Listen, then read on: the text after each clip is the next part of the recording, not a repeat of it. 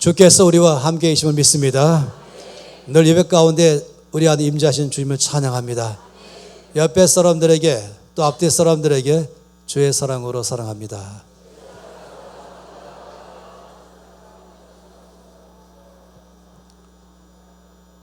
성경은 전체가 대주제가 예수님의 보혈입니다. 이전에는 성경책을 빨간 색깔로 칠했습니다. 그래서 기독교는 바로 보혈의 종교다라고 말할 정도로 피의 종교 이렇게 말하기도 하죠. 요즘 물론 이제 대부분의 성경책은 황금으로 입혀서 예수님의 부활의 영광을 많이 표현하고 있습니다. 창세기부터 온 성경 전체 안에 마지막에 요한계시록까지 전체 속에 나오는 대주제는 바로 예수님의 보혈에 대해서 증거하고 있습니다. 처음에 3장에서도 사람이 범죄했을 때도 해결하는 길로 가죽옷을 입히면서 주께서 오셔서 우리 모든 죄를 해결함을 말씀했죠. 가인과 아벨에서 아벨의 제사를 받을 때도 바로 어린 양의 피였습니다. 그리고 구약 전체 안에서 제사를 드릴 때마다 그 모든 하나님께 나가는 예배의 중심은 바로 어린 양의 피였습니다. 요한계시록에 나오는 모든 노래의 대주제도 죽임을 당하신 하나님의 어린 양 예수 그리스도입니다. 세례 요한은 예수님을 소개할 때에 모든 사람 앞에서 보라 세상 죄를 지고 가는 하나님의 어린 양이로다 라고 고백했습니다. 그 예수님의 피는 우리 모든 신앙생활과 직결되어 있습니다. 아주 중요한 우리 삶에 영향을 주는 것이죠. 예수님의 피 또는 예수님의 보배로운 피, 보혈 우리 삶에 어떤 영향을 주는가 하는 것이에요. 저는 오늘 두 가지를 말씀을 드리고 나중에 또 때가 되면은 그 다음에 더 이어서 이 말씀을 더 예수의 보혈이 얼마나 놀랍게 나의 삶이 역사하신가를 말씀드릴 것입니다. 오늘 말씀 볼 때 보니까 영원하신 성령으로 말미암아 흠없는 자기를 하나님께 드린 그리스도의 피가 어찌 너희 양심을 죽은 행실에서 깨끗하게 하고 살아계신 하나님을 섬기게 하지 못하겠느냐라고 말씀했습니다. 예수님의 보혈은 우리의 모든 양심을 깨끗하게 해서 우리 양심이 죽은 행실 때문에 더럽혀지는 것인데 그걸 깨끗게 해서 하나님을 능히 섬기도록 하게 하신다라고 말씀했습니다. 이걸 다른 면으로 말한다면 예수님의 보혈은 삶의 전반적 영역 가운데 치료하시고 회복하는 역사에 있다고 말한 것입니다. 예수의 피와 죄는 연결되어 있습니다. 예수의 피는 죄를 해결하는 능력이 있습니다. 이거 죄는 상당히 위험한 것이죠. 우리가 죄를 지었다, 죄가 있다라고 말한 것은 그냥 뭔가는 내 속에 먼지가 있다 하는 것과는 차원이 다른 것입니다. 우리가 몸속에 만일에 암세포가 있다 그러면은 그건 쉬운 문제가 아닌 것이죠. 온 삶의 신경을 다 집중하게 만들어 버린 것입니다. 왜냐하면 이 암세포는 사람을 죽이기 때문에 그런 것이죠. 더 커질까 봐 늘 염려하고 또 번질까 봐 염려하고 더 커지지 않도록 번지지 않도록 해결하는 것을 우리가 집중적으로 하는 것입니다. 왜냐하면 이것이 온 삶을 다 망가뜨리기 때문에 그런 것이죠. 그런데 여러분, 죄는 이보다 더 무서운 것입니다. 죄는 암세포보다 더 파괴력이 있습니다. 이것은 우리 삶의 모든 영역을 다 망가뜨려 버리는 것입니다. 그래서 이 죄를 우습게 생각할 문제가 아닌 것이죠. 창세기 3장 말씀에 보게 되면은 죄가 가지고 있는 그 파괴력을 잘 보여주고 있습니다. 아담과 하와가 선악과를 먹었다. 이것에 의해서 나오는 결과를 잘 말한 것이죠. 그건 다르게 말하면 죄를 지었다 라고 말한 것이, 죄를 지었다는 단어는 관역에서 벗어났다 라고 말한 것입니다.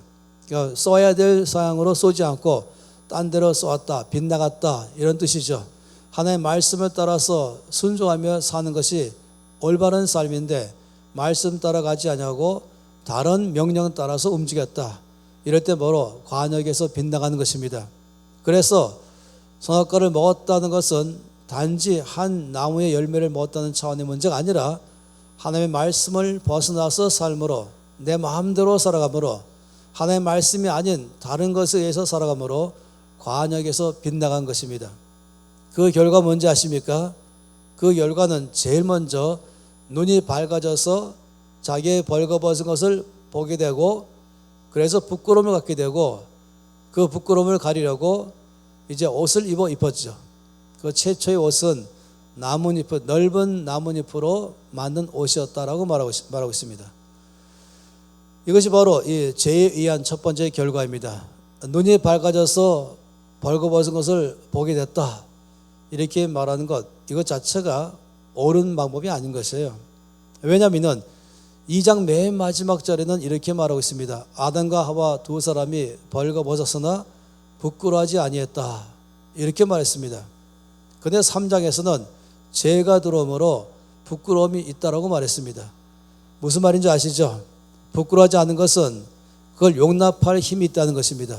사랑할 힘이 있기 때문에 그런 것입니다. 사랑은 허다한 허물을 덮는다라고 말합니다. 사랑은 용서할 수 있는 힘이 있죠. 사랑은 용납할 힘이 있습니다. 그 사람을 있는 그대로 받을 만한 그 힘은 사랑밖에 없습니다. 자기를 있는 그대로 받을 수 있는 힘도 자기를 향한 사랑밖에 없는 것입니다. 하나님 나를 얼마나 있는 그대로 사랑하는지를 알기 시작하면은 이것 때문에 나 자신도 사랑할 수 있는 힘이 생기고 또 다른 사람도 있는 그대로 사랑할 힘이 있는 것입니다. 허물을 보고도 용서하고 이해하고 또 불쌍히 여기고 그대로 받아주고 격려하고 또 위로하고 또 힘을 주면서 아까 우리 성가대 찬양처럼 그럴 때라도 넘어지지 말고 넘어졌다면 또 일어나 걸으라고 말하고, 이건 바로 사랑의 힘인 것입니다. 그런데 죄가 들어오면요, 그렇지 않아요. 정죄하기 시작하고 비난하기 시작하고 남의 약점 가지고 들춰내고 남의 약점부터 보면서 판단하고 또 자기 자신도 동일하게 나의 약점을 보면서 부끄러워하고 나의 약점을 가리려고 뭔가는 이제 옷을 입고, 제가 말하는 옷은 그냥 의복을 말하는 잘 넘어져서 자꾸만 감추려 하고, 그러다 보면은 사람 관계가 빛 가운데 투명하지 못하고 떳하지 못하고 아주 자연스럽고 힘있고 담대하고 또 밝고 빛남이 있는 것인데 그게 이제 사라지는 것이에요. 이 부끄러워서 옷을 입었다는 그것은 눈이 밝아진 것이 아니라 눈이 파괴된 것입니다. 눈이 밝을 때는 정말로 주의 사랑으로 나를 볼 줄 알며 주의 눈으로 상대방 볼 줄 알 때는 부끄러워하지 않는 것입니다. 거기는 용서가 있고 이해가 있고 사랑이 있고 품어줄 수 있는 힘이 있는 것입니다. 그때는 정말로 정상적인 주님의 눈인 것이죠. 죄가 들어올 때는 제일 먼저 이와 같은 눈이 파괴돼 버립니다. 그리고 자기를 감추려고 그러고 그리고 자기에 대해서도 못마땅히 생각하고 또 남에 대해서도 마찬가지고, 이것이 바로 이 관계의 출발점이 되는 것입니다. 좋은 관계로 가지 못하는 것이죠. 더 나아가서는 이것은 하나님 관계도 어려워졌습니다. 하나님께서 그들 가운데 오실 때에 숨었다 그랬죠. 아담은 어디 있냐 그랬더니 제가 벌거벗었으므로 부끄러워서 숨었습니다 라고 말한 것입니다. 다르게 말하면 하나님과의 관계 속에서도 파괴된 것입니다. 하나님이 오신다 그럴 때에 이전에는 아주 기뻤거든요. 그리고 아주 즐겁게 만났어요. 그런데 이제 죄를 지으니까 놀랍게도 하나님과의 관계도 깨진 것입니다. 주님이 나를 보시면 정죄하실 것이다. 나를 보면은 판단하실 것이다. 나를 보면은 심판할 것이다. 일단 내가 지은 잘못된 행위를 보고 거기에 대해서 주께서 뭔가는 말씀하실 것이다. 숨는 것입니다. 근데 사실은 우리 주님은 그런 분이 아니죠. 주께서 오신 것은 정죄하려고 오신 것이 아니었습니다. 오히려 그들을 용서하고 그들을 위로하고 잘못된 상황에서부터 회복하기 위해서 오신 것입니다. 그래서 그들에게 가죽옷을 지어서 입힌 것이에요. 나뭇잎 옷과 가죽옷은 차이가 크죠. 나뭇잎 옷은 내 부끄러움을 임시적인 처방책인 것입니다. 근본적인 해결이 안 되는 것입니다. 그런데 가죽옷은 근본적으로 해결하는 것이죠. 다시 말하면 나의 모든 죄로 인해서 오는 파괴된 삶에 대해서 이것을 주께서 전적으로 회복하는 길은 앞으로 오셔서 죽으실 하나님의 어린 양 예수님 피밖에 없다, 이걸 말씀한 것입니다. 그래서 이 죄는 전반적인 삶의 영역에 파괴를 불러오기 시작하는 것이에요. 그건 환경까지도 어렵게 하죠. 나와 나 자신과의 파괴, 열등감에 들어가고 자신감이 떨어지게 되고 나와 너와의 관계의 파괴. 그래서 있는 그대로 사랑하는 것이 아니라 정말로 서로를 오히려 판단하고 그리고 상대방을 정죄하고 그리고 가리고 이런 일을 하기 시작하는 것이죠. 다투고 분노하는 것입니다. 또 외부에서 오는 모든 어려움들을 이겨내갈 만한 힘이 없어가지고 불안해하고 두려워하고 염려하고 갈등하기 시작하는 것이죠. 그래서 나 자신과의 관계, 서로와의 관계, 모든 환경과의 관계, 더구나 하나님 관계까지 깨지는 것입니다. 이것이 바로 죄의 파괴인 것이에요. 죄는 상당히 많은 영역을 어렵게 하는 것입니다. 그런데 이것 전체를 해결하는 길은 오직 예수의 피밖에 없습니다. 예수의 피는 이 모든 걸 전반적으로 해결했습니다. 어떻게 하는지 아십니까? 왜 예수의 피가 능력이 있습니까? 그것은 나의 모든 내가 지은 죄에 대한 결과, 그건 저주와 슬픔과 고통과 질병과 내 마음의 질병과 내 정신적 질병과 온 삶의 전반적인 영역 가운데 죄로 인해서 파괴된 결과 전체를 주께서 대신 짊어지시고 대신해서 다 징계를 받으시고 그리고 대신해서 십자가에서 죽으심으로 이 모든 것에 대한 결과를 주께서 다 처리하시기 때문에 그런 것입니다. 처리가 끝나기 때문에 나의 모든 죄를 다 해결하신 것이죠. 고통과 슬픔에서부터 예수의 피가 이것을 근본적으로 해결하신 것입니다. 한 번은 제가 이제 뉴욕에서 말씀을 전하다가 예수님의 보혈의 능력을 전할 때에 거기 목사님이 저한테 자기가 예수의 피를 직접 그 능력을 목도한 한 가지를 간증했습니다. 그것은 그 목사님이 그때만 할 때 말하기를 2년 전에 이 모자가 한 나이가 많은 여자분이 젊은 청년 데리고 자기를 찾아왔답니다. 그리고는 자기 아들 좀 도와달라고 이렇게 부탁한 것이에요. 왜냐하면 그 아들은 이 마약을 손대기 시작했는데 마약에 아주 심하게 중독됐다고 말한 것이에요. 이 목사님이 저한테 말씀하기를 자기가 이때까지 마약 중독자들 중에서 이 정도로 마약 때문에 아주 철저하게 파괴된 사람은 본 적이 없다 그랬습니다. 육체도 파괴되고 정신도 파괴되고 그리고 그 안에 있는 이 정서도 파괴되고 사람 전체가 다 망가져 버린 것이에요. 사람도 제대로 알아보지 못하는 것입니다. 그리고 기억력도 다 사라진 것입니다. 학교를 그만두고 모든 생활을 할 수 있을 만한 능력을 다 잃어버린 것이죠. 엄마가 너무나 이 아이 때문에 힘들어서 이제 이 아이를 도와달라고 요청한 것입니다. 사실 아주 굉장히 어려운 케이스를 이제 요청받은 것이죠. 네, 이때에 목사님이 자기가 잘 알고 있는 이런 영역에서 도와줄 만한 어떤 학교가 있다는 것을 알고 그것으로 소개해서 보냈습니다. 그리고는 매일마다 걱정됐습니다. 학교에서 전화는 오지 아니할까? 왜 이런 사람을 보냈냐? 또는 우리가 더 이상 감당 못하겠으니 우리가 보냈다 하든지 뭔가는 이제 이것 때문에 이 학생이 돌아왔거나 문제 일으켰거나 적응 못하거나 해결이 안 됐거나 이런 일 때문에 혹시라도 나한테 연락이 오지 않을까? 이것을 매일매일마다 걱정했습니다. 근데 연락이 오지 않죠. 그러다 어느 시간쯤 되니까 이제 더 이상 오지 않다 보니까 잊어버렸어요. 그리고 까맣게 잊어버렸죠. 그리고 2년이 지나갔습니다. 2년 후에 어느 한 건강하고 아주 힘있고 그리고 쾌활하고 그리고 밝은 한 청년이 와서는 쾌활한 목소리로 인사하는 것이에요. 처음 본 사람이어서 어리둥절할 때에 놀랍게도 바로 2년 전에 그 마약에 완전히 파괴된 그 청년이 저였습니다. 라고 하는 것이었습니다.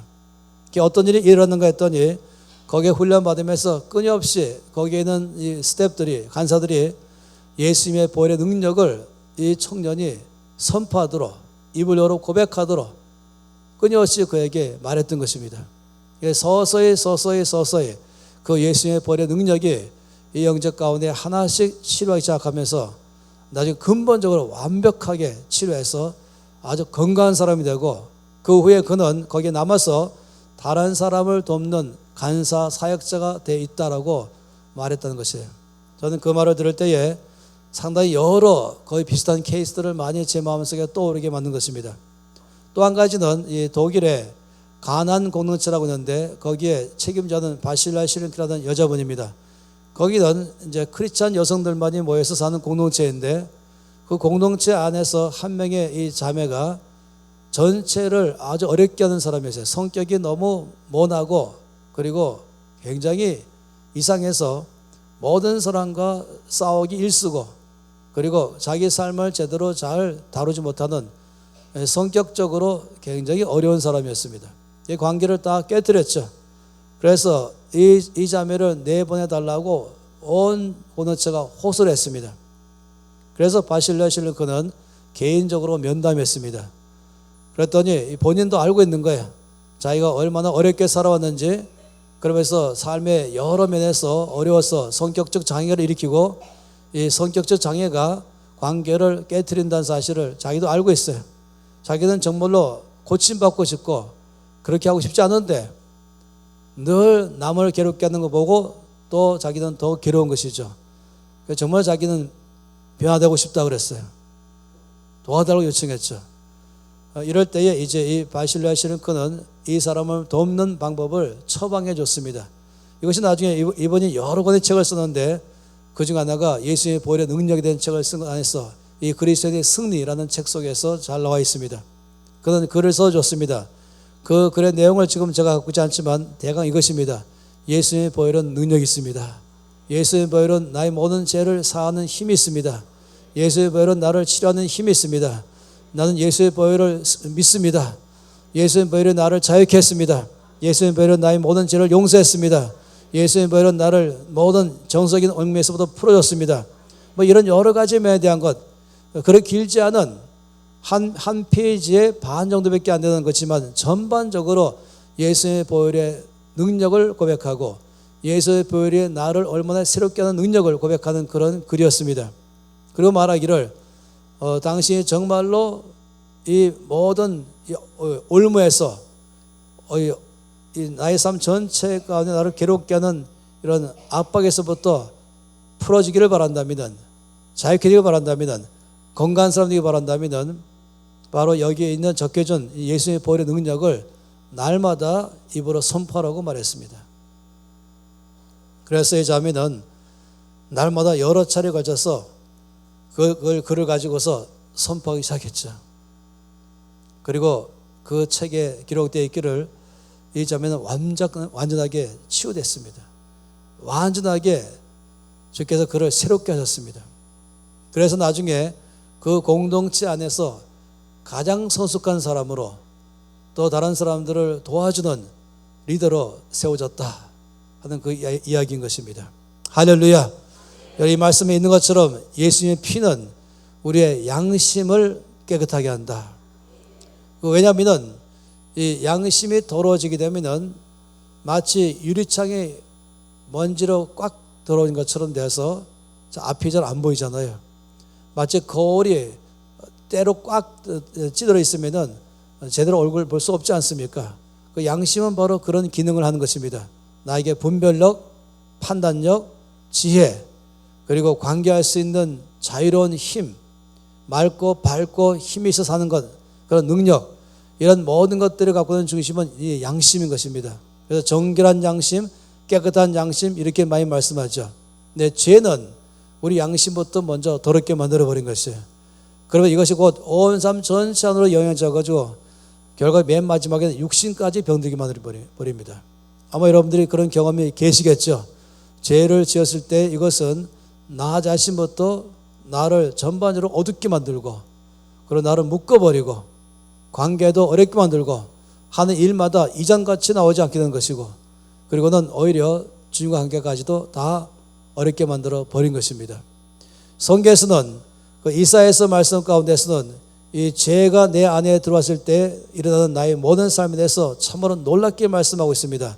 그 이사야 35장 전체는 바로 이 죄에 대한 영향력과 그 죄가 해결됐을 때 갖고 있는 결과에 대해서 너무 놀랍게 말씀하고 있습니다. 광야와 메마른 땅이 기뻐하며 사막이 백합화같이 피어 즐거워하며.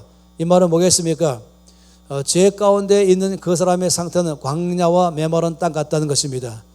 그런데 예수의 보혈로 이 모든 것을 다 해결했을 때 그 삶은 그런 땅이 기뻐하고 백합화같이 피어 즐거워한다고 말했습니다.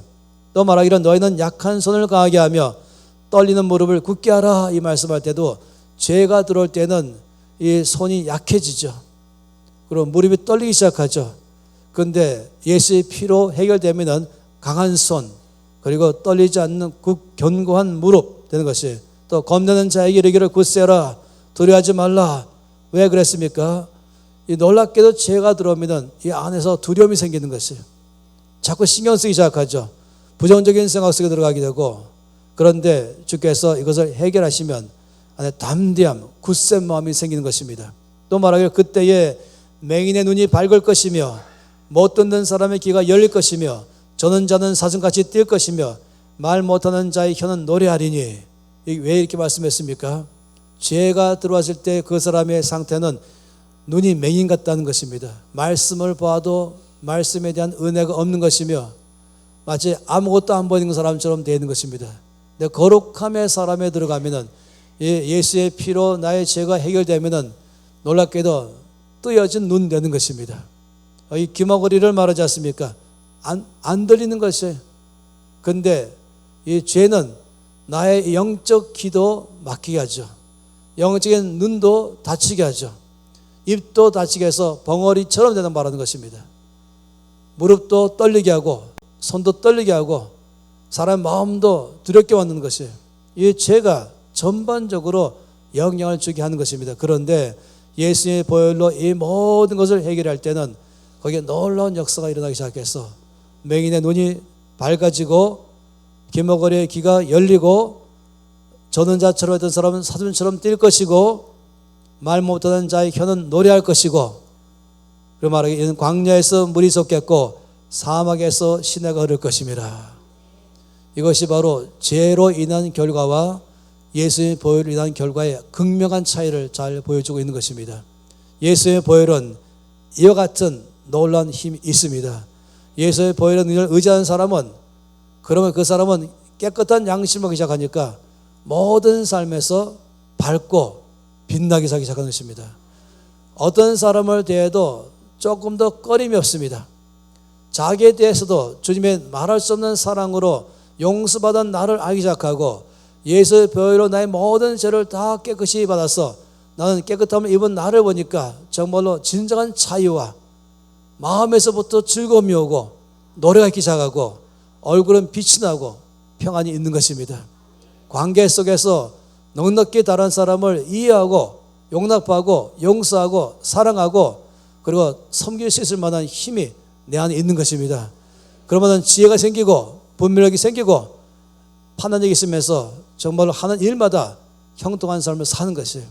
근데 죄가 들어오면요, 이걸 다 망가뜨리는 것이에요. 그리고는 마지막에 몸까지 망가뜨려 가지고 삶을 어렵게 만드는 것이죠. 그런데 예수의 보혈은 이 모든 것을 다 깨끗하게 하는 힘이 있습니다. 우리가 날마다 예수의 보혈을 선포할 때에, 예수의 보혈을 고백할 때에, 믿음으로 고백할 때에 그때 보혈은 우리의 삶에서 역사하는 힘이 있습니다. 우리는 오늘 전체 찬양 가운데 보혈에 대한 찬양을 많이 불렀습니다. 앞으로도 믿음으로 부르십시오. 그러면 정말로 여러분 안에 빛이 들어오고 주님의 보혈로 깨끗함을 입게 될 것이고, 보혈은 나를 정결케 하는 능력이 있습니다. 보혈은 나의 모든 죄를 다 용서했습니다. 보혈로 나는 깨끗해졌습니다. 보혈은 나를 승리케 합니다. 보혈은 나를 새롭게 했습니다. 보혈은 나를 강건하게 했습니다. 정말로 그때 그건 보혈의 능력을 고백하는 것이에요. 아시죠? 이 보혈의 능력이 나의 것 되게 하는 것은 믿음의 선포인 것입니다. 사람이 마음으로 믿어 의에 이르고 입으로 시인할 때에 구원이 이른다고 말씀했습니다. 예수님은 모든 사람의 구주이지만은 예수님을 마음으로 믿고 입으로 시인할 때 비로소 예수님의 구주가 나의 구주되는 것입니다. 동일하게 예수님의 보혈은 모든 사람의 역사지만은 우리가 입을 열어서 예수님의 보혈은 능력이 있습니다. 예수님의 보혈이 나를 치료했습니다. 예수의 보혈로 나의 병든 몸도 치료하십니다. 예수의 보혈로 내 상한 마음도 치료하십니다. 예수의 보혈로 나의 모든 막힌 담을 뚫어버리게 하십니다. 예수의 보혈로 나의 모든 죄를 다 사하게 했습니다. 그때는 주께서 그들이 역사하실 것입니다. 그걸 선포할 때마다 보혈이 우리를 역사할 것입니다. 그러니 이 보혈의 능력을 찬양하시 바랍니다. 우리나라가 해방 후에 한참 나라가 어렵고 또 6.25 전쟁 후에 참 나라가 어려울 때에 한강 백사장에서 한동안 큰 부흥회가 있었습니다. 많은 사람들이 와서 자유케되고 치료되고 또 병도 회복되고 마음도 회복되고 하나님의 역사가 막 일어났습니다. 그때 그 전체 가운데 중심은 딱 하나 주제였습니다. 모두 다 보혈의 능력을 찬양했습니다. 그때 주께서 강하게 그 입술의 열매를 고백할 때에 그대로 내 안에 역사하는 것이죠. 여러분, 보혈은 능력이 있습니다. 그런데 믿을 때 내 것 되는 것입니다. 모든 사람에게 예수의 보혈은 능력이 있습니다. 그러나 이것을 내가 믿고 입으로 선언할 때에 그때 이것은 내 안에서 역사하기 시작하는 것입니다. 매일마다 예수의 보혈의 능력을 찬양하십시오. 아니면 입으로 선포하십시오. 그러면 여러분을 치료하고 여러분을 회복하게 하고 여러분도 역사할 줄로 믿습니다. 또 한 가지 예수의 보혈의 능력은 여기 이렇게 말씀했습니다. 유언은 유언한 자가 죽어야 되나니 유언은 그 사람이 죽은 후에야 유효한즉 유언한 자가 살아있을 동안에는 효력이 없느니라. 왜 이 말씀? 왜 했을까요? 당연한 말씀. 유언에 관한 얘기하잖아요. 누가 무엇을 유언했다. 그건 유언은 뭡니까? 약속이죠. 여러분 성경책에 나와 있는 것처럼 유언은 그 아래 헬라어로 언약이다 라고 되어 있어요. 하나님이 우리와 세우신 약속. 단지 나의 모든 죄를 용서하고 병든 몸을 치료하고 상한 마음을 위로하는 정도로 끝나는 것이 아니라 그 하나님의 약속은 더 넘어가서 하늘에 있는 모든 복을 나의 것 되게 하셔서 누리도록 하게 하시고 형통한 자가 되게 하시고 어디 가든지 영향을 주는 삶으로 살게 하는 것, 빛나는 삶을 살게 하는 것, 이것이 바로 하나님의 약속인 것입니다. 이것은 그 약속의 형태가 뭐냐면 유언적 약속인 것이에요. 이 하나님 약속은 일방적으로 나에게 하셨는데 유언적 형태인 것이에요. 그 유언한 자가 죽을 때에 그 유언장의 내용은 효력을 발휘한다라고 말한 것처럼 바로 예수님의 십자가는 뭘 말합니까? 예수 보혈은 뭘 말합니까? 죽음을 말한 것입니다. 예수께서 죽으신 것이죠. 그리고 예수께서 죽으실 그 십자가의 피로 죽었을 때에 이 모든 약속의 말씀은 이제 합법적으로 나의 것 되었다 하는 것입니다. 그래서 예수님의 피는 그렇기 때문에 모든 하나님의 약속의 말씀을 다 나의 것 되게 하는 힘이 있습니다. 그렇기 때문에 이 성경 전체 가운데 있는 약속을 일반적으로 말하기를 16,000가지 약속이 있다고 말씀했습니다. 건강의 복으로 시작해서 재물의 복으로 시작해서 내 안에 지혜의 복부터 시작해서 또 다른 사람과의 올바른 관계 속에서 사는 복을 포함해서 또 이 땅에 살아가면서 하나님의 은혜 가운데 사는 모든 걸 다 포함해서 이 16,000가지의 모든 하나님의 약속들은 몽땅 다 예수의 피로 말미암아 나의 것 되겠습니다. 그러니 이 모든 말씀을 우리가 특별히 뭘 해야 나의 것 되는 것이 아니라 예수의 피로 말미암아 거저 나의 것 되게 하신 것이에요. 고린도후서 1장 20절 말씀에 말씀하시기를 하나님의 약속은 얼마든지 그리스도 예수 안에서 예가 되니 그런즉 우리가 아멘하여 하나님께 영광 돌리게 된다 말했습니다. 하나님의 약속은 얼마든지 예수 안에서 예가 된다. 무슨 말입니까? 마치 우리가 은행에다가 내가 돈을 예금해 놨으면 가서 내가 예금해 놓은 돈 내가 찾으러 왔습니다. 그러면 은행 직원은 신분만 확인한 다음에는 그 다음 나오는 말은 뭐겠습니까? 예 드리겠습니다. 아니요 못 줍니다가 아니라 예 드리겠습니다. 그 말씀인 것이 하나님의 약속은 얼마든지 그리스도 예수 안에서 예가 된다. 주여 이 약속은 바로 나의 것입니다. 예수의 피로 나의 것 되었습니다. 예수의 피로 말미암아 이 약속은 바로 나의 것이에요. 나의 유업으로 주어서 내 것입니다. 내가 이것을 취하여 누리겠습니다. 이렇게 할 때 하나님께서 언제든지 예라고 말한 것입니다. 그렇다 하는 것이죠. 그래서 그런지 우리가 아멘하여 하나님께 영광 돌린다라고 말한 것입니다. 그래서 우리가 이런 것이죠. 은행에 가서 내 돈 찾으러 왔습니다 라고 말하는 이 긴 말, 여기 성경 말씀 전체 아버지 이 모든 약속의 말씀은 예수의 피로 말미암아 나의 것 되었습니다. 이걸 갖다 쉽게 한마디로 뭡니까? 그냥 아멘인 것입니다. 이 아멘은 믿습니다. 그렇게 될 줄로 믿습니다. 그렇게 될지어다. 이 모든 게 바로 아멘인 것입니다. 그래서 아멘을 많이 하는 것, 부흥의 열쇠인 것은 거기 있는 것이에요. 아멘이 많이 있는 성도가 부흥하는 성도고, 아멘이 많이 있는 교회가 부흥하는 교회에 있는 이유가 거기 있는 것이에요. 다시 말하면 말씀을 내가 예수의 피로 말미암아 나의 것인 줄로 내가 믿습니다. 이 약속의 말씀에 예수님 때문에 피로 말미암아 이미 나의 것 되었습니다. 내가 이걸 가지겠습니다. 내가 누리겠습니다. 이것을 한마디로 말하면 아멘인 것이죠. 여러분 말씀을 읽다가 그 놀라운 약속의 말씀을 볼 때에는 예수의 피로 이 말씀은 내 것입니다. 이럴 때 여러분이 아멘 하십시오. 말씀을 들을 때도 그 약속의 말씀이 바로 내 것입니다 할 때 아멘 하십시오. 이건 바로 입술의 선포인 것입니다. 그러면은 이 놀라운 약속의 말씀을 우리가 누리면서 살게 되는 것이에요. 고린도서 8장 9절에 이렇게 말씀했습니다. 그리스도 예수, 우리 주 예수 그리스도의 은혜를 너희가 알거니와 부유하신 자로서 가난하게 되심은 그의 가난하게 되심으로 말미암아 너희로 부욕케 하려 하심이라. 무슨 말씀이십니까? 예수님은 부유하신 분이시죠. 하나님이십니다. 하나님의 아들이십니다. 하늘의 모든 복을 다 누리는 아들인 것이에요. 건강의 복, 기쁨의 복, 평안의 복, 그럼 모든 사람을 힘있게 하는 복, 영향력을 주는 복, 맑고 밝고 빛나게 사는 복, 이 모든 복을 다 누리신 분이 바로 예수 그리스도이십니다. 그런데 그 부유하신 예수께서 너희를 위하여 가난하게 되셨다 그랬습니다. 그렇게 함으로 가난한 너희로 하여금 부욕케 하려 하심이라. 그래서 서로 바꾼 것이죠. 십자가에서 죽으심으로 말미암아 하늘에 있는 모든 약속의 축복들을 나의 것 되게 하셨습니다. 누리도록 하게 하셨습니다. 여러분 그렇기 때문에 누구나 다 이 놀라운 약속의 말씀을 그냥 은행에서 돈을 인출하는 것처럼 그걸 합법적으로 아멘함으로 나의 것으로 받아서 누리시기 바랍니다. 영적인 면에서 구걸하는 삶이 아닌 것이에요. 모든 삶의 영역에서 우리는 구걸하는 삶이 아닌 것이에요. 왜 믿는 사람들이 힘이 있습니까? 왜 믿는 사람들이 빛납니까? 왜 믿는 사람들이 세상의 빛이요 소금 될 수 있습니까? 그건 바로 이 모든 약속의 말씀이 예수의 피로 말미암아 나의 것 되게 했기 때문에 그런 것입니다.